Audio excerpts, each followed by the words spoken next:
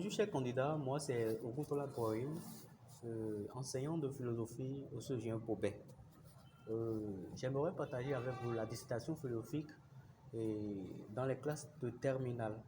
Vous voyez, encore que nous sommes à l'approche du bac, quel est l'essentiel à garder, comment ça se fait la dissertation philosophique et quels sont les éléments à ressortir au niveau de l'introduction, code de la conclusion et comment faut-il le faire et bien le faire et avoir de très bonnes mentions. Et c'est sur ça que nous allons parler ce matin. Pour débuter, j'aimerais vous clarifier ce qu'on met dans l'expression dissertation philosophique. Et qu'est-ce que la dissertation philosophique?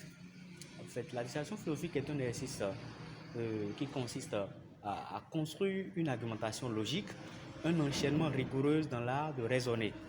Vous voyez, le candidat est donc invité à ordonner, à organiser, vous voyez, ou à sélectionner ses connaissances philosophiques, vous voyez, qu'il doit utiliser conformément aux exigences de la méthodologie de la dissertation philosophique.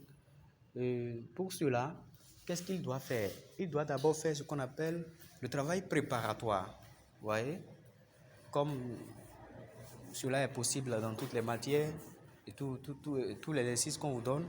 C'est aussi possible de passer donc par un travail préparatoire. Ce n'est même pas question de possibilité, c'est une question de nécessité.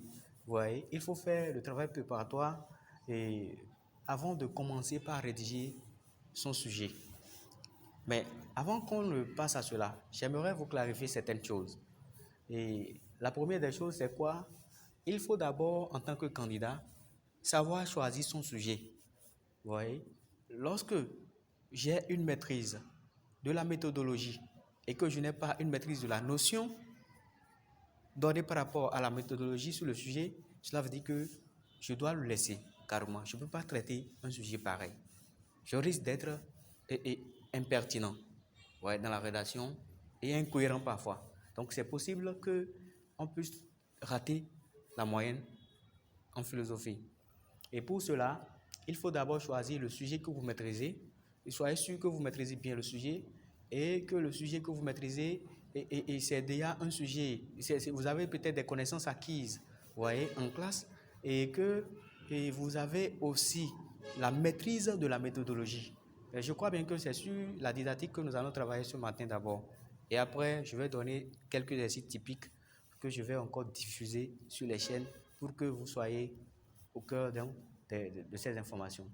Et maintenant, par rapport au travail préparatoire, je vais vous montrer les 7 éléments qu'il vous faut dégager.